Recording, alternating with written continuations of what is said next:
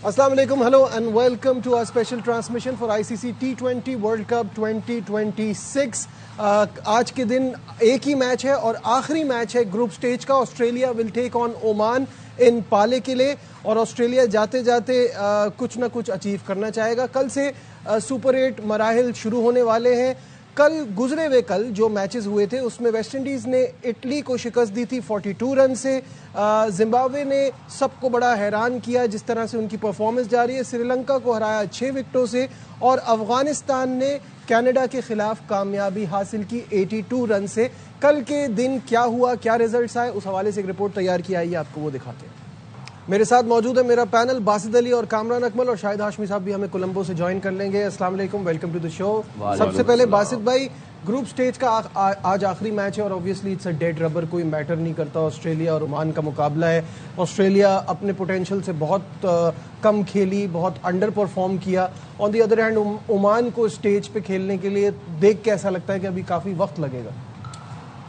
असल में ये क्वालिफाई करते हैं दूसरे प्लेयरों से और जब आईसीसी इवेंट होता है तो ओमान की तरफ से दूसरे लोग खेल रहे होते हैं। यही सेम कंडीशन कनाडा की भी है, तो इस पे चेक एंड बैलेंस रखना चाहिए कि जो खेला है, परफॉर्मेंस कर रहा है, वो कैसे बाहर हो जाता है। एसोसिएट मेंबर है ना। और दूसरी बात ये कि वो अफगानिस्तान का हो गया ना टाटा बाय बाय।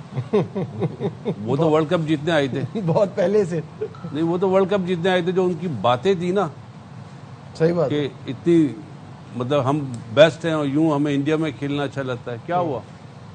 कोई बात ही नहीं करता उस पर। तो इन पे भी जरा सा आज बात करें तो पता चले ना, फ्रेंचाइज की टीम बनाई हुई है, मुल्क की टीम थोड़ी है। सही बात। तो बहुत फर्क है, जाहिर है, जो पता चलता है चीज़ों में। ओवरऑल ग्रुप स्टेज के मैचेस जो हैं उनमें आपको सबसे ज़्यादा कामरान किस टीम ने इम्प्रेस किया? जैसे अभी हम जिम्बाब्वे की बात कर रहे, हु वुड हैव थॉट कि सुपर 8 में जिम्बाब्वे होगी?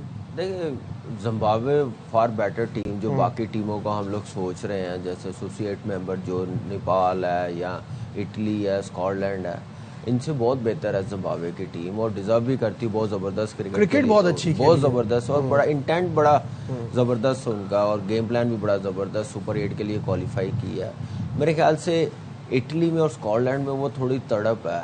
यूएसए की लेकिन टीम तो मुझे हमने एक चीज देखी है ना, एक अच्छा दिन है तो एक बुरा दिन है, इस तरह से हुआ है। नजीब एक टीम को ही पकड़ सकती है, एक टीम को ही टफ टाइम दे सकती है, फिर अगली टीम जो बड़ी आती है ना, बिल्कुल एनर्जी लेवल, वो गेम प्लान, वो चीज नजर नहीं आती, वो क्वालिटी नजर नहीं आती। लेकिन यूएसए की टीम में जो प्लेयर्स मैं देख रहा हूँ, जो उनकी एज फिर फिटनेस लेवल फार बेटर बाकी टीमों से, गेम अवेयरनेस भी बहुत ज़बरदस्त है। ये अगले 2-3 सालों में अगर क्रिकेट मिलती गई ना, तो ये मुझे लगता है कि किसी भी आइलैंड जिम्बाब्वे जैसी टीम को टक्कर दे सकते हैं, जीत सकते हैं। उसके बाद जैसे बासित भाई ने अफगानिस्तान की टीम को कहा ना कि टाटा बाय बाय, वो तो 2 मैच हारने के बाद बेचारे बिल्कुल ही गेम से बाहर हो गए थे। देखिए, इनको एक सोचना पड़ेगा। ये देखते हैं कंडीशन हमारे मतलब कि एशिया में है तो हम चैंपियन हैं, हम फाइनल खेलेंगे। इनको ये सोच निकालनी पड़ेगी। इनको ये कंडीशन के मुताबिक अपनी टीम और परफॉर्म करना पड़ेगा।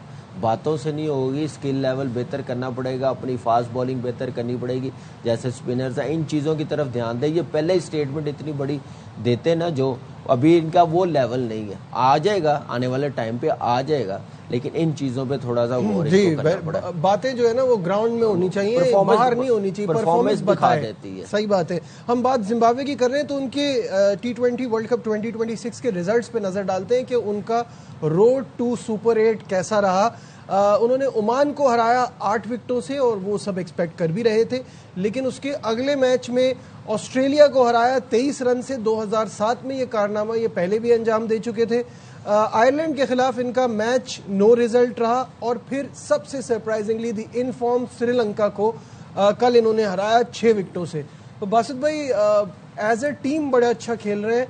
बैटिंग में इनका जो कंट्रीब्यूशन है, एक तो कप्तान leading from the front Brian Bennett बहुत शानदार खेल रहे हैं। 48, 64, 63 जो 3 गेम उन्होंने खेले, आउट ही नहीं हुए। उसके बाद बर्ड साथ देता है, मरुमानी साथ देता है, तो एक टीम एफर्ट नजर आती है। 100%। आप बिफोर द वर्ल्ड कप सोच नहीं रहे थे कि जिम्बाब्वे सुपर 8 में आएगा, और जो मैच उनका बारिश की वजह से 1 पॉइंट मिला, तो लोग कह रहे थे बारिश नहीं होती शायद आयरलैंड हरा देता, तो उन्होंने श्रीलंका को हरा के उसका भी जवाब दे दिया। बहुत टॉप परफॉर्मेंस करी। उनकी फास्ट बॉलिंग बहुत अच्छा बॉल कर रही है नजीब। अब जैसे जिसको मैं रजा रब्बानी बोलता हूँ, वो बहुत अच्छे बॉल कर रहा है और एक और मीडियम पेसर है। तो उनकी भी काविशें हैं कि वो किस तरह एक प्लान के साथ बॉल कर रहे हैं और परफॉर्मेंस कर रहे हैं, देख के मज़ा आ रहा है। और जो अभी इंटरव्यू देता है ना जीतने के बाद सिकंदर रजा, क्या बात है जी, ऐसा लगता है कि हमारे पुराने कप्तान साहब से बहुत मिलते हैं वो। और इंडिया में अब जाके किस तरह खेलेंगे, ये सवाल है। ये सवाल है, बिल्कुल सही है। अफगानिस्तान की आप बात कर रहे थे कामरान, तो अफगानिस्तान का ये तो है कि इस T20 वर्ल्ड कप में उन्होंने अपना हाईएस्ट स्कोर रीच किया। They reach 200 for the first time. और कल के गेम में वो जो इनका एक हीरो है इब्राहिम ज़ादरान, हर इवेंट में हाई स्कोर वही बनाते हैं उनकी तरफ से। देखिए वो एक तो उसकी टेक्निक अच्छी है, एक एंड संभाल के रखता है, स्ट्राइक रोटेट करता है, उसके पास इतनी पावर हिटिंग नहीं है। लेकिन जैसे जैसे खेलता जाता है, अभी देखें कि पिछले 6-8 महीने से बहुत बेहतर हो गया T20 में। जब शुरू में आया था उसका ऑलमोस्ट 100 का स्ट्राइक रेट होता था, 110 का होता था, अब बहुत बेहतर हो गया। मिलती जाएगी अपने आप को। यही देखें चीज़ होती है कि अपने आप को आप डेवलप कैसे करते हैं। मॉडर्न डे क्रिकेट किस तरफ जा रही है, एज अ प्लेयर भी बंदा सोचता है, उसने सोचा होगा। और ज़बरदस्त प्लेयर है जो अफगानिस्तान की टीम है। देखिए ये टीम आने वाले टाइम पे ज़रूर अच्छा परफॉर्म करेगी, लेकिन इनको ये सोच निकालनी पड़ेगी हमारे स्पिनर बहुत अच्छे हैं, जहाँ पे स्पिनर की कंडीशन होगी तो हमारी टीम बेस्ट है। जब तक बैटिंग इनको साथ नहीं देगी, इनको फास्ट बॉलिंग नहीं आएगी, ये उतनी देर कामयाब नहीं हो सकेंगे। बिल्कुल, इब्राहिम की जो बैटिंग थी बहुत शानदार रही। एक चीज और भी है, इनके यहाँ भी दोस्ती यारी निभाई जाती है। हाँ 100%। पलट के वही आ रहे हैं। अब सिद्दीकुल्लाह बच्चा जो है ओपनर है, बड़ा एलिगेंट ओपनर है। इब्राहिम ज़ादरान से फार बेटर है वो, उसको नंबर 4 पे लिया है। वो नाइब है, उसको नंबर 3 पे लिया है, वो कभी 6 पे खेलता है। तो ये इनके भी पावरफुल दोस्ती है। पावर प्ले यूटिलाइज करने के लिए मेरे ख्याल से भेजते हैं, लेकिन हाँ नहीं नाइब को जो है ना ऊपर भेज देते हैं थोड़ा तेज कर दे। लेकिन ये है कि तरुल्ला सदीकी जो है वो बहुत जबरदस्त प्लेयर है। फिर रसूली इनके पास, सदीकुल्लाह, फिर रसूली उनके पास आ गया। उनके पास अजमतुल्लाह उमर सही है, बैटिंग बहुत अच्छी हो रही है। सिर्फ ये मार खा रहे हैं स्पिन बॉलिंग जैसे इनके पास है ना, इनके पास फास्ट बॉलर अच्छे आ जाए ना दो, तो ये किसी भी टीम से कहीं पे भी जीत सकते हैं। फिर ये कह सकते हैं कि हम बीट कर सकते हैं किसी भी टीम। वीक लिंक लगता है फास्ट बॉलिंग, बिल्कुल सही बात है। इब्राहिम ज़ादरान की बैटिंग की बात तो वही है, Glow and Lovely game changer.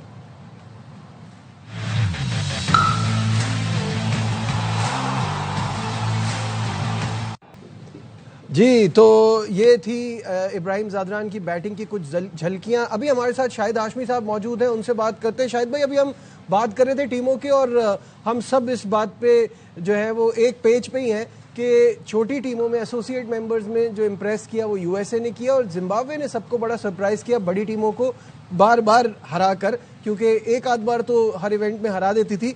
क्या कहानी है, सब टीमों से अलग लग रही है जिम्बाब्वे, क्या कहेंगे?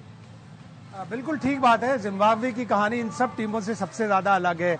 वो 10 में से 7वां T20 वर्ल्ड कप खेल रहे हैं। 2009 जो हमने वर्ल्ड कप जीता था, सियासी बुनियादों पर उनको बाहर कर दिया गया था उस टूर्नामेंट से, और वो पहली दफा सुपर 8 के मरहले में पहुंचे हैं। कमाल की कारकर्दगी उनकी, और वो अफ्रीकन जोन से क्वालिफाई करके आए थे। पिछले वर्ल्ड कप में वो इस तरह नहीं आ पाए थे, क्वालिफाई नहीं कर पाए थे, और उनकी जगह दूसरी टीमें आ गई थथी, पापुआ न्यू गिनी आ गई थी, युगांडा आ गई थी। तो इस दफा उनका सफर बड़ा जबरदस्त रहा है। जिस तरह उन्होंने ऑस्ट्रेलिया को बड़ी प्लानिंग के साथ हराया, इसी ग्राउंड में 162 रन नहीं बनाने दी ऑस्ट्रेलिया की टीम को, बड़ी प्लानिंग के साथ वो खेल रहे हैं। उनके जो कोच हैं जैसन सैमसन, वो साउथ अफ्रीका से ताल्लुक है उनका। वो मार्क बाउचर के साथ, एलन डोनाल्ड के साथ ज्यादातर क्रिकेट खेले, इंटरनेशनल क्रिकेट नहीं खेले। लेकिन जिस तरह वो प्लानिंग कर रहे हैं, जिस तरह वो प्लान देते हैं अपनी टीम को, फिर सिकंदर रजा जिस तरह लीड कर रहे हैं, वो जबरदस्त एक कमाल है। कल भी सिकंदर रजा ने देखा आपने कितनी अच्छी तरह से कप्तानी की, कितनी अच्छी तरह से बैटिंग की। एक मौका आया था कि जब लग रहा था कि जैसे जब सिकंदर रजा आउट हुए तो अब फंस गया जिम्बाब्वे, लेकिन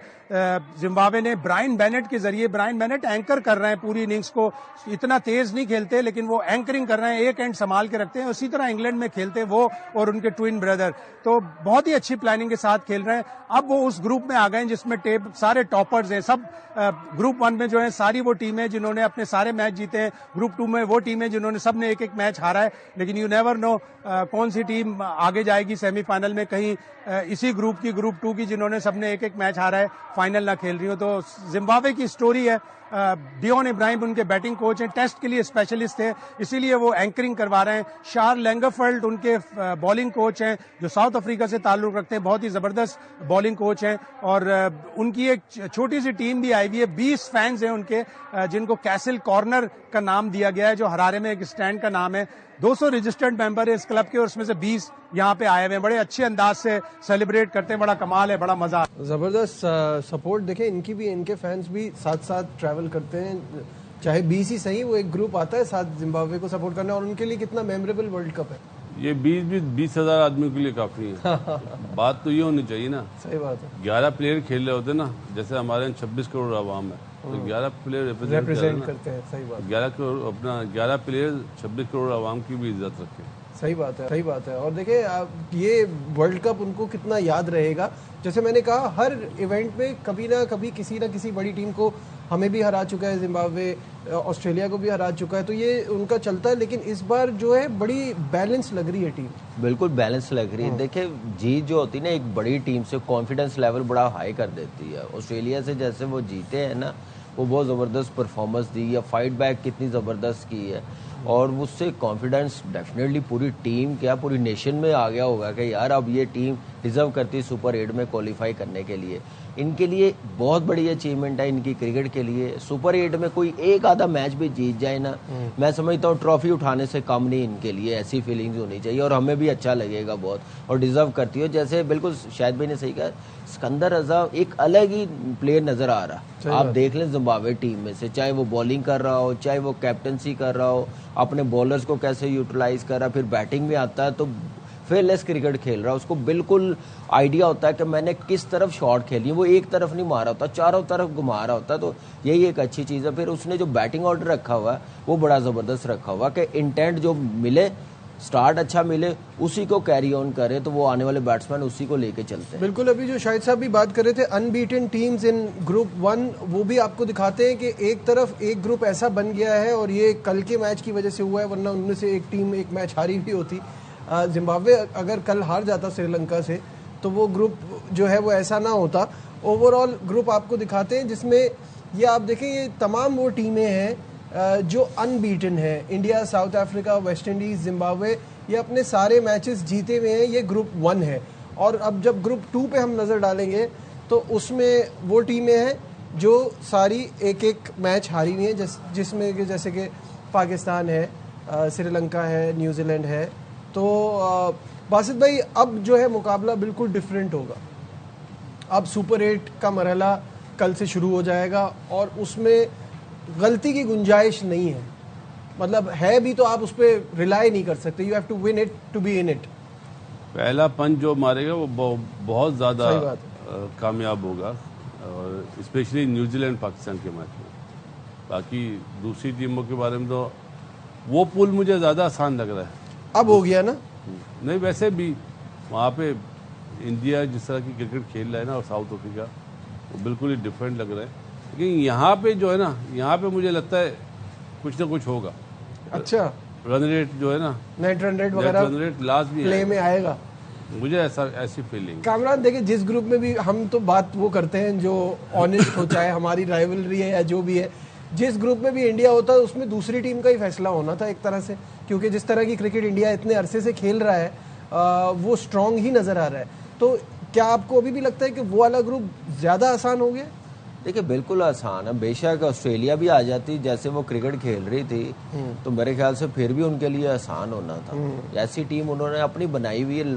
on the day I don't know क्या हो सकता है, क्रिकेट है, कुछ भी हो सकता है, लेकिन ऑन पेपर देखा जाए, फॉर्म देखी जाए, कंडीशन देखी जाए, तो इंडिया फार बेटर उस ग्रुप में नजर आ रही है। वो तो लग ही रही है, लेकिन उसके लिए उनको जीतना पड़ेगा सुपर 8 में। और ग्रुप थोड़ा सा इजी हो गया है। आप देखें कि West Indies team, mystery spinners बिल्कुल उनको समझ नहीं आती। जिम्बाब्वे आप देख लें कि उनका लेवल इंडिया के सामने क्या होगा, लेकिन इस टाइम कुछ भी कोई भी टीम कर सकती है। जिम्बाब्वे किसी को भी हरा सकती है, सुपर 8 में क्वालिफाई कर सकती है। मुझे लग रहा है कि वो ग्रुप इजी नहीं लेगा जिम्बाब्वे टीम को। नहीं, इजी तो बिल्कुल भी नहीं लेना चाहिए, क्योंकि जिससे भी जिम्बाब्वे खेलेगा प्रेशर तो उन पे होगा। जिम्बाब्वे ने तो जो अचीव करना था यहाँ तक पहुँच के कर लिया है। लेकिन अब देखते हैं कि सुपर 8 में कैसे वो परफॉर्म करते हैं, ये इंटेंट नजर आएगा कि नहीं। बासित भाई, एक सवाल जो सबके जहन में है कि हम सब शुरू से, और ऑब्वियसली सारी क्रिकेटिंग फ्रेटर्निटी ये मान रही है कि इंडिया स्ट्रॉन्गेस्ट है, इंडिया डिफेंडिंग चैंपियन है, इंडिया इस बार पहली टीम बन सकती है जो टाइटल का दिफा करे, लेकिन जो वो एसोसिएट टीमों के साथ खेले वो वन साइडेड मुकाबले नहीं हुए। वो ऐसा नहीं हुआ कि उन्होंने उड़ा के फेंक दिया हो या पता चले कि हाँ ये वो फेवरेट टीम नजर आ रही है वर्ल्ड कप जीतने वाली। सिवाय पाकिस्तान के खिलाफ जो मैच था उसमें हम हमेशा बात करते हैं हमारा मेंटल ब्लॉकेज है, बाकी टीमों के खिलाफ वो इतना कोई कॉम्प्रिहेंसिव नहीं जीते। बात में वजन है आपकी कि पाकिस्तान को उन्होंने जिस तरह हराया ना, तो वो दूसरी टीमों को भी इस तरह हराना चाहिए था, लेकिन अगेंस्ट यूएसए आपने देखा उनके 6 या 7 आउट हो गए थे। 77 for 4 थे, फिर उसके बाद 77 for 7 जी। तो वो एक चीज नजर आई जो फिर हम दूसरी टीमों के सामने सोच रहे थे ये इतना बड़ा टारगेट करेंगे, वो भी नहीं करा। मतलब क्योंकि 3-0 कर दिए उसने अभिषेक ने, तो माइट भी ये भी हो सकता है कि जो एक फ्लाइंग स्टार्ट देता था ना पावर प्ले में, वो ईशान किशन ने तो दिया, लेकिन अभिषेक नजर नहीं आया। ये बात शायद अभिषेक नजर आता तो आपको 230-35 रन नजर आ रहे होते।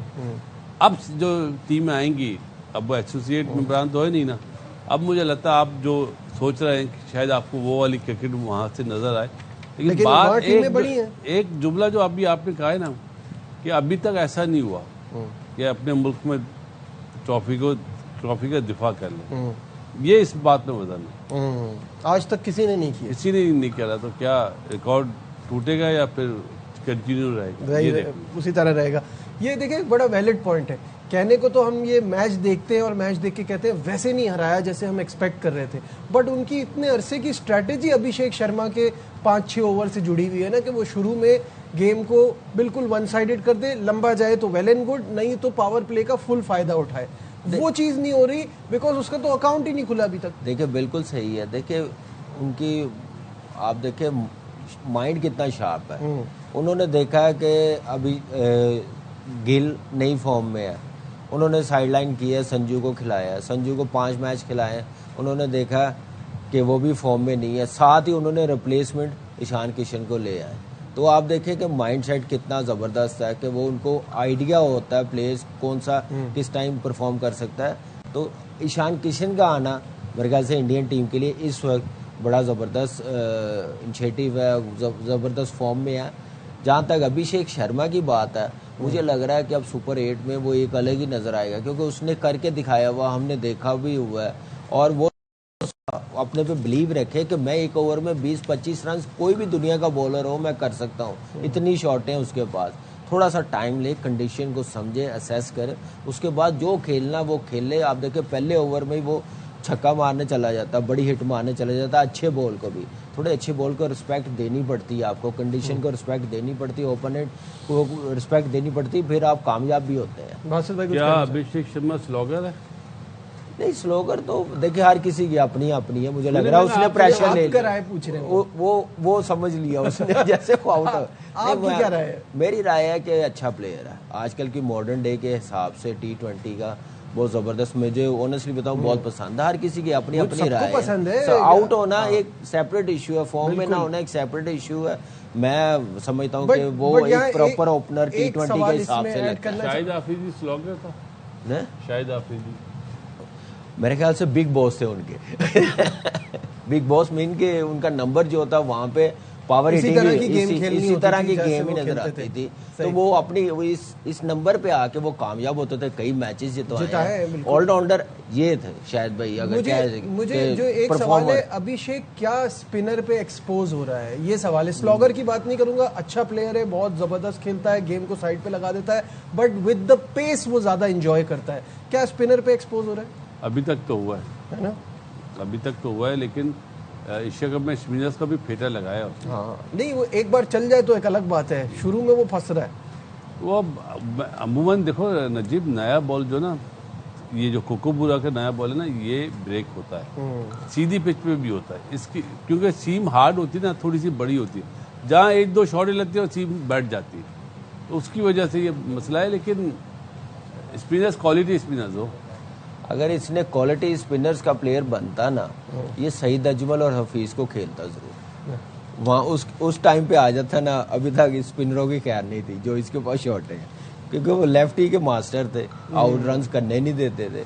तो यही चीज़ है कि अब उसको प्रैक्टिस करनी पड़ेगी नए बॉल के साथ स्पेशली, क्योंकि ओपन जो भी आएगा स्पिनर, नया बॉल होगा, स्किट होता है, ब्रेक होता है, उसको उस जगह उस पिच पे ऐसी प्रैक्टिस करनी पड़ेगी। Must have called Yuvraj Singh मशवरे लिए होंगे डेफिनेटली, उसका मेंटोर है, इतना बड़ा प्लेयर है, इतना बड़ा परफॉर्मर है, मैच विनर है, वो मैच विनर ही उसने बना के दिया इंडियन टीम को, तो वो बताता होगा। लेकिन अपनी स्किल में जो और मजीद ऐड कर सकता है, जितने ऑफ स्पिनर है, नया बॉल उसको वो भी हार्ड बॉल दे, ब्रेक भी होगा, सीधा भी रहेगा, उसको आइडिया होगा खेलने का। सही है। जो अभिषेक के मैंने बड़े बड़े आउट देखे हैं, परफॉर्मेंस भी देखी है, ये जो सलमान अली आगा के पहले ओवर में आउट हुआ था, जिस गुस्से में वो जा रहा था ना, उसको यकीन नहीं आ रहा कि मैंने हिट मारी और मैं दायरे में आउट हो गया। 0 पे आउट हुआ ना, वो फंसा हुआ है, अभी इस चीज से निकल नहीं रहा। खैर, पाकिस्तान के सामने दूसरा ही माहौल होगा। हमने बहुत बात की इस पे, हमने अभी तक किसी ने भी इंग्लैंड के यहाँ पहुंचने पे और इंग्लैंड की परफॉर्मेंस पे और उनका आगे क्या फ्यूचर दिख रहा है इस पे बात नहीं की। वो भी करेंगे on the other side of this. हमारे साथ रहिए।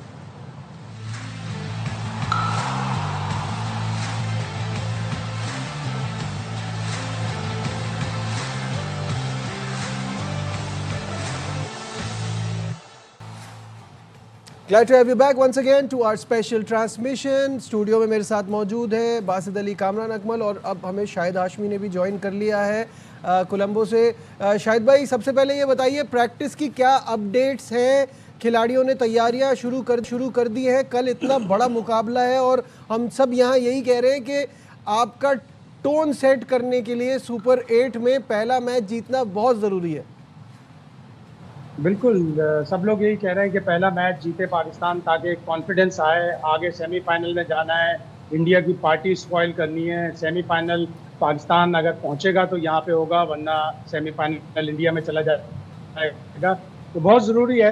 पाकिस्तान के तमाम प्लेयर रोज़ा रख रहे हैं, इसलिए टीम अब रोज़ा यहाँ आके ग्राउंड में खोलेगी, उसके बाद प्रैक्टिस करेगी। चूँकि सारे मैचेस 7 बजे के बाद 7 बजे शुरू हैं, तो प्रैक्टिस सेशन भी इसी तरह डिज़ाइन किया गया है, इसी तरह शेड्यूल किया गया है, ताकि लड़के रोज़ा रख सकें। एक ईमान की ताकत है, एक तक़वे की ताकत है, और फिर एनर्जी आती है रोज़ा रखने से। बिल्कुल। देखिए, वो तो आपकी इबादत तो साथ साथ चलती है, लेकिन आपकी मेहनत में, अपनी जो आपकी जॉब है उसमें कमी नहीं होनी चाहिए। तो उसकी भी तैयारी लड़के आज करेंगे आफ्टर इफ्तार, और शाम में ट्रेनिंग करेंगे। कैसा देखते हैं इस मुकाबले को बासित भाई? क्या आपके जहन में इस वक्त चल रहा है एक दिन पहले?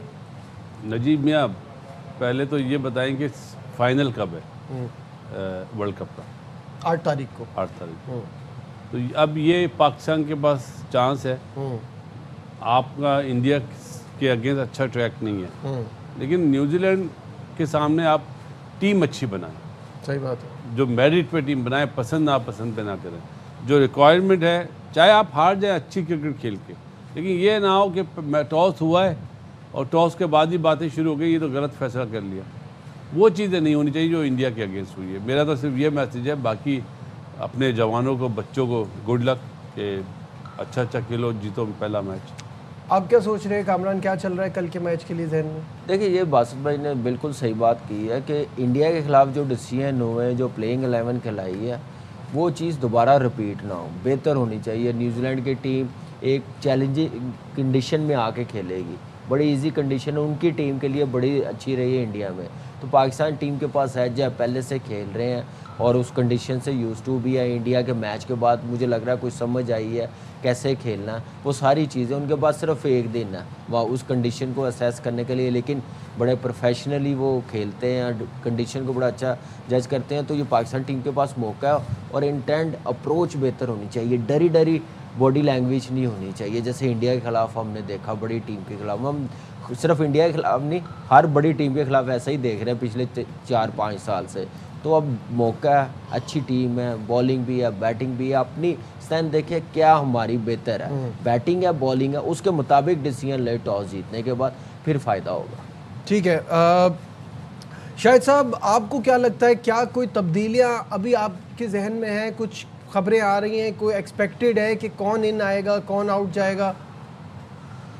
देखिए, अब तो जब ये टीम आएगी प्रैक्टिस के बाद, उस वक्त खोज निकालने की कोशिश करेंगे ज़रा कैंप में। बगैर दिखे घुस कर कोशिश करेंगे।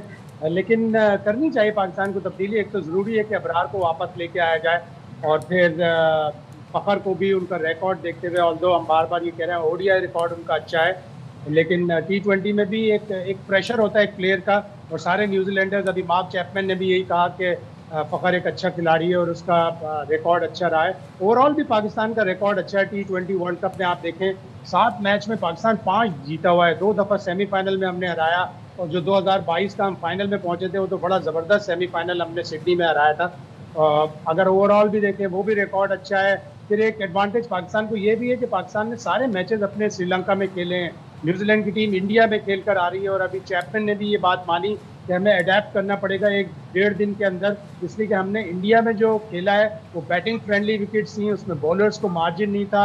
यहाँ पे स्लो और लो बाउंस वाली पिचेज़ हैं, यहाँ पे बॉलर्स के पास भी मार्जिन है, लेकिन बैटिंग थोड़ी सी मुश्किल होगी। लेकिन न्यूजीलैंड वाले 3-4 साल से इस सब कॉन्टिनेंट में बड़े अच्छे रिजल्ट दे रहे हैं। स्पिन को वो बड़ा अच्छा खेलते हैं। वो अभी आने से पहले भी उन्होंने सीरीज़ खेली है इंडिया से। इंडिया में क्रिकेट उनकी ज़्यादा चल रही थी, अब वो यहाँ आए हैं और अचानक से एक बिग गेम में कंडीशन में एडजस्ट करना, ऑब्वियसली प्रोफेशनल है, सबका काम है, लेकिन फ़र्क तो पड़ता है। 100% पड़ती बात है।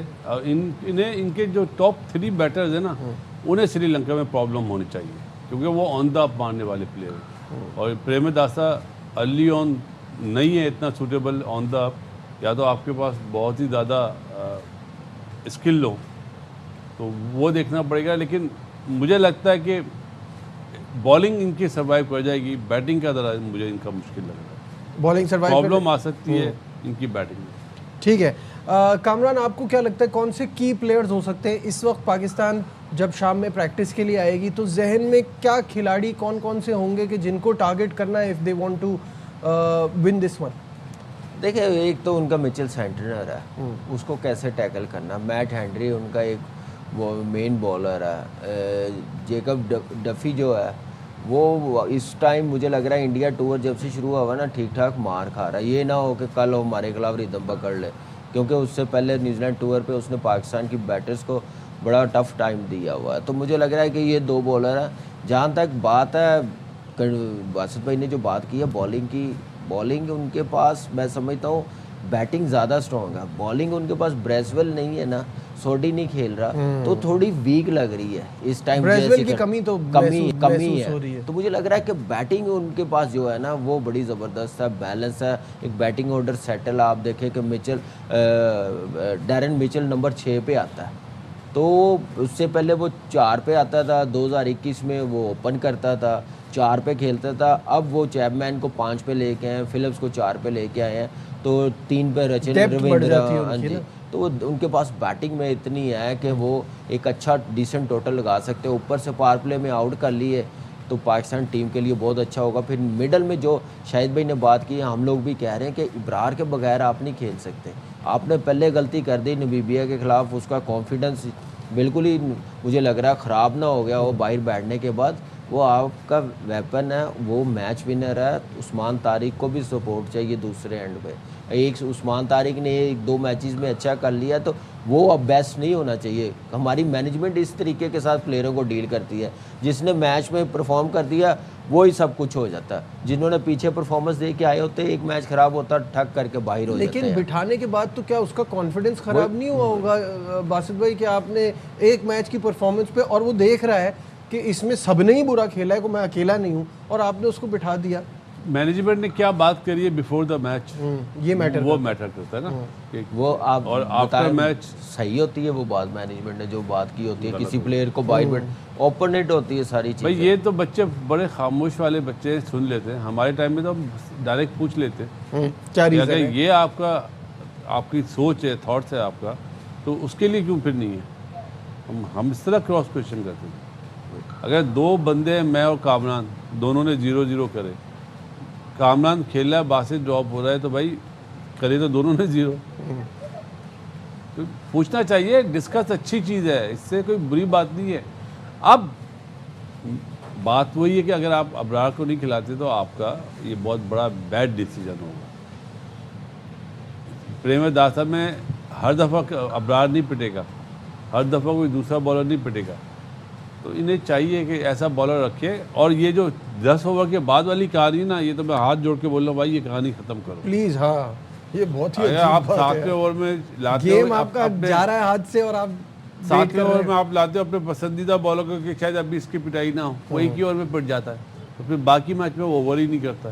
तो ये भी सोचना, बिल्कुल ये सब सोचना बहुत ज़रूरी है। शाहिद भाई, नसीम शाह के हवाले से क्या बात चल रही है? व्हाट इज़ योर टेक के होना चाहिए नहीं होना चाहिए? क्योंकि हमें अपनी फास्ट बॉलिंग को भी थोड़ी तक़वियत तो देनी है, क्या कहेंगे?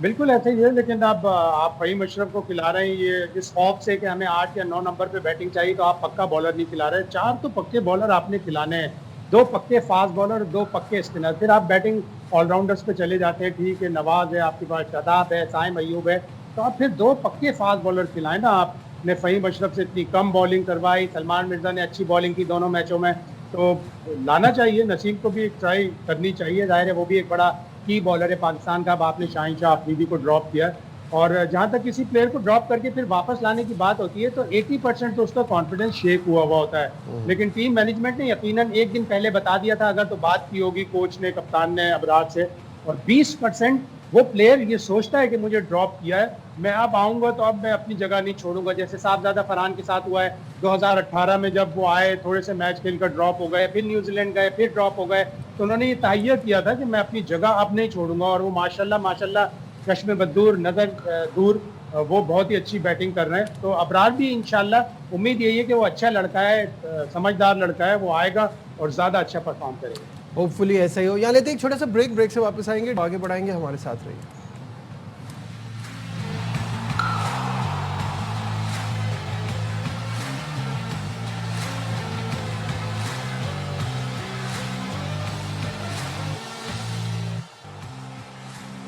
Glad to have you back once again.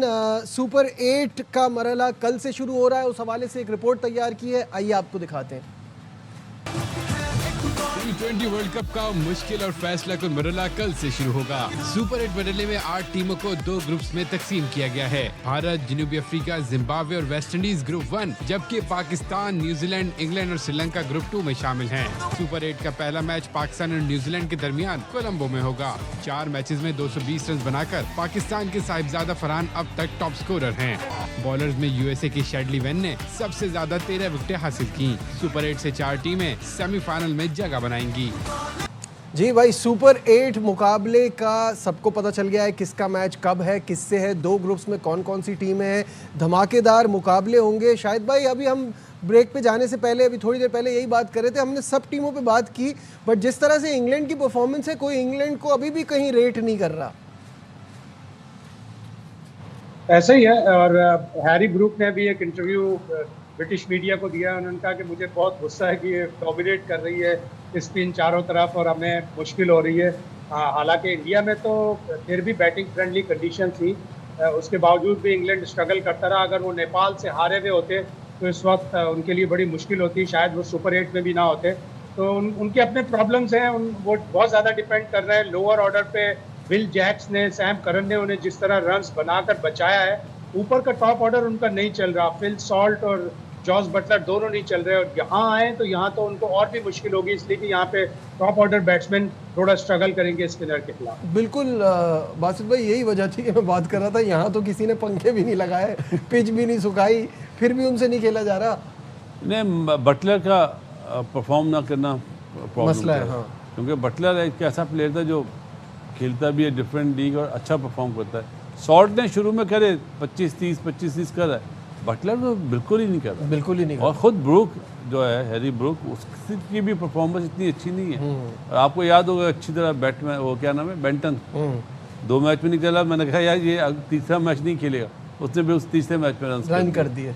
अब श्रीलंका में इन्हें प्रॉब्लम हो, बहुत प्रॉब्लम होगी, क्योंकि यहाँ तो ये स्पिनर्स को तो, चाहे वो श्रीलंका के स्पिनर हो, चाहे वो पाकिस्तान के स्पिनर हो, इनके लिए बहुत मुश्किल है। चाहे न्यूजीलैंड, चाहे इवन न्यूजीलैंड, उसको इनका बॉलर भी अच्छा, आदिल यहाँ पे बहुत अच्छा बॉल करेगा। आदिल लेकिन तो खेलना, वो तो खरी रहा है, खेलना भी तो मसला है, रन्स भी तो लगाने हैं। अब 0 पे तो वो 0 नहीं पूरी टीम को आउट कर सकता है, बोर्ड पे तो 170-180 तो लगाने पड़ेंगे। अब देखिए इंग्लैंड की, आप पिछले 2023 से देखें ना परफॉर्मेंस क्या आ रही है आईसीसी इवेंट में, बिल्कुल वो अच्छा परफॉर्म नहीं कर रहे। इंडिया में भी क्या ज़बरदस्त कंडीशन होती है, चैंपियंस ट्रॉफी में आप देख लें क्या पाकिस्तान में कितने हाई स्कोरिंग मैच थे, तो वो बॉलिंग की वजह से मार खाते हैं। और मुझे लग रहा है कि उनको बड़ा सीरियसली वाइट बॉल क्रिकेट में सोचना पड़ेगा आईसीसी इवेंट के लिए। वो उसी सूरत है, अब देखिए सीरीज़ भी अब मुश्किल से जीतते हैं, अपने मुल्क में भी बड़ी मुश्किल से जीत रहे होते हैं, तो इसलिए उनको अपनी टीम बेहतर करनी पड़ेगी वाइट बॉल क्रिकेट में। और England team never know, Brook तो पाकिस्तान में आगे स्पिनर के आगे एक्सपोज हो गया था, उससे पहले पूरी टीम ही एक्सपोज हो गई थी। तो ये वाही टीम है जो स्पिनर्स को बेहतर नहीं कर रहे, अपने आप को बेहतर नहीं कर रहे कि कैसे खेलना है, क्या टेक्निक होनी चाहिए। न्यूजीलैंड जैसी टीम कितना बेहतर खेलना शुरू हो गई, तो इनको इस तरफ ध्यान देना पड़ेगा। बिल्कुल ठीक है। अब हम एक स्लाइड भी आपको दिखाते हैं, impactful players in T20 world cup 2026। Impact किसने गेम पे डाला है, और सबसे ऊपर है बेन मेमेंटी जिन्होंने 284.2 impact score, 138 runs, 5 wickets. Azmatullah Omarzai का 272.5 इम्पैक्ट स्कोर, रन्स 89, विकेट्स 9। बैस डिलीड है, ईशान किशन है, इसमें साहबजादा फरहान भी हैं। और शाहिद भाई आपको कौन इम्पैक्टफुल लगा सबसे ज़्यादा अब तक? देखिए सारे प्लेयर हैं, लेकिन मेरे हिसाब से अगर छोटी टीम का एक बहुत बड़ा बैट्समैन 22-23 साल का लड़का है ब्रायन बेनेट। 3 मैच, तीनों नॉट आउट, तीनों में उसने एंकरिंग की अपनी बैटिंग को। 175 रन, 175 का एवरेज, 22 चौके हैं, एक भी छक्का नहीं मारा है। यानी उसने कंडीशंस को रिस्पेक्ट किया है, टुल्ले मारने की कोशिश नहीं की, उसने एंकरिंग की है, अपनी टीम को सुपर 8 में लेके आया है। बिल्कुल सही है। बासित भाई आपको कोई इम्पैक्टफुल प्लेयर ऐसा लगा अब तक कि जिसने एक मार्क छोड़ा हो? एक प्लेयर है, मैं नाम भूल रहा हूँ उसका, ऑफ स्पिनर भी है, मेरे ख्याल है कल का मैच वो खेल रहा था, कल कनाडा का मैच था जी। वो ऐसा लगा कि बैटिंग भी अच्छी करता है, बाकी वो समारा अच्छा लगा, युवराज सामरा। और एक कामी ने मुझे बताया था शायान बच्चा यूएसए का, वो इम्प्रेसिव है भाई, वो बहुत अच्छा है, वो अच्छा प्लेयर। ऐसी टीमों में ऐसे प्लेयर्स आए तो अच्छा भी लगता है। ठीक है, जो आप देखें मॉडर्न डे की T20 को खेलते हैं, और ईशान किशन को मैं ज़्यादा बोलूँगा। बॉलिंग में हमारे दत्त भाई, भाई आर्यन दत्त। सही है भाई। फिलहाल हमारी टीम में बस इतना ही। चलते चलते सिर्फ वन वर्ड बासित भाई फॉर ऑस्ट्रेलिया ओमान। ऑस्ट्रेलिया को क्या करना चाहिए कि कुछ जाते जाते? ओमान आज हरा देना तो वो डिजर्व करेगा कि हमने सही क्वालिफाई करा था। ठीक है भाई। श्रीलंका और जिम्बाब्वे को सामने रख के खेले, श्रीलंका जिम्बाब्वे को सामने रख के खेले। ठीक है, आज की ट्रांसमिशन में बस इतना ही। दीजिए अपने मेजबान नजीबुल हसनैन को इजाजत। अपना बहुत ख्याल रखिए। अल्लाह हाफिज।